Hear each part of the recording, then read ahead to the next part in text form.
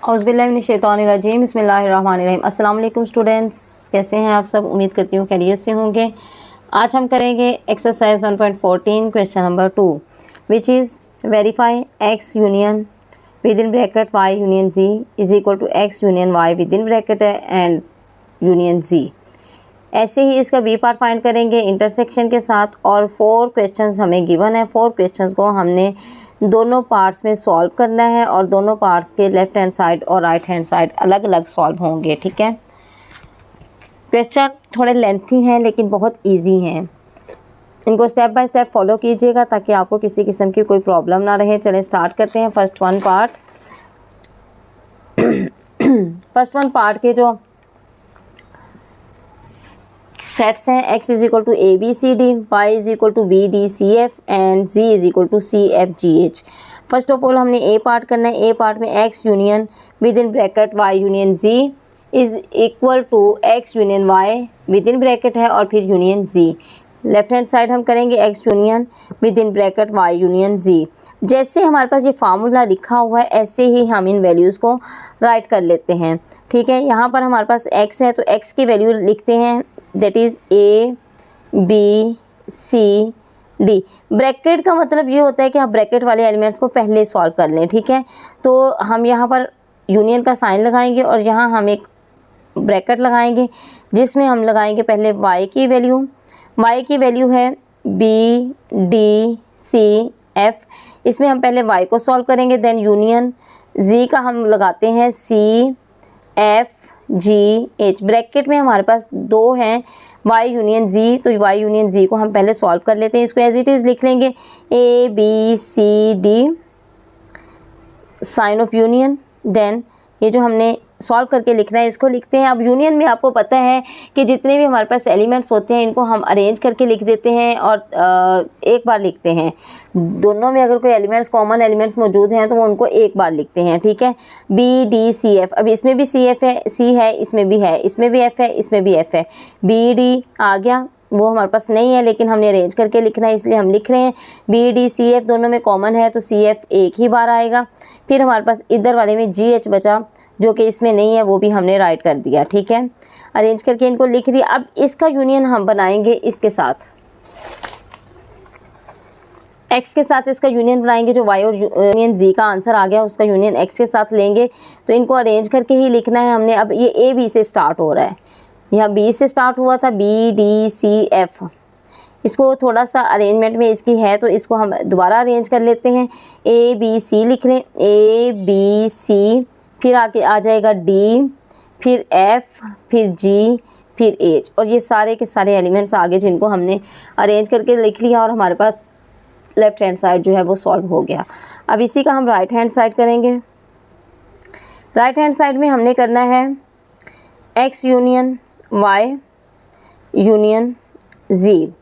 इसमें हम करेंगे पहले ब्रैकेट को सॉल्व, तो ब्रैकेट में हमारे पास है 2 x और y। x की वैल्यू लिखेंगे that is A B C D, साथ हम साइन ऑफ यूनियन, फिर हम y की वैल्यू लिखेंगे that is B D C F, और ये हमारे पास एक ब्रैकेट कंप्लीट होगी। देन हमारे पास यूनियन z है तो यूनियन z को हम राइट कर लेंगे C F G H, z के सेट के एलिमेंट्स लिख दिए। अब पहले ब्रैकेट सॉल्व करनी है तो इसको हम अरेंज करके लिखेंगे और इसके सारी एलिमेंट्स को भी लिखेंगे। ए बी, ए पहले आया फिर बी दोनों में है एक बार लिखा जाएगा, सी दोनों में है एक बार लिखा जाएगा, डी दोनों में है एक बार लिखा जाएगा। अब एफ इसमें है इसमें नहीं है तो उसको भी हम राइट कर लेते हैं। ये हमारे पास एक्स यूनियन वाई जो है वो सॉल्व हो गया। Now union C F G H, अब जी को साथ हम इस जी के साथ इसको सॉल्व करेंगे। आएगा ए बी, अब सी कॉमन है दोनों में आ गया, फिर f कॉमन है दोनों में, d हमारे पास आएगा, फिर f कॉमन है दोनों में वो आ गया, फिर gh नहीं है तो वो एज इट इज़ लिख देंगे क्योंकि हमने सारे एलिमेंट्स को यूनियन में लिखना होता है। अब देखें हमारे पास left hand side a b c d f g h और right hand side a b c d f g h आ गया। इट मीन्स हमारा ये सॉल्व हो गया और हमारा दोनों तरफ से आंसर सेम है, लेफ्ट हैंड साइड का भी राइट हैंड साइड का भी, तो हमारा ये एक्यूरेट हो गया। इट मीन्स हमारा क्वेश्चन ठीक है, सो हम लिख सकते हैं so proved left hand side is equal to right hand side. ठीक है, अब हम करेंगे बी पार्ट। बी में है हमारे पास x intersection y intersection z is equal to x intersection y intersection z। सबसे पहले तो ये हमने देखना है x intersection y intersection z left hand side लेंगे।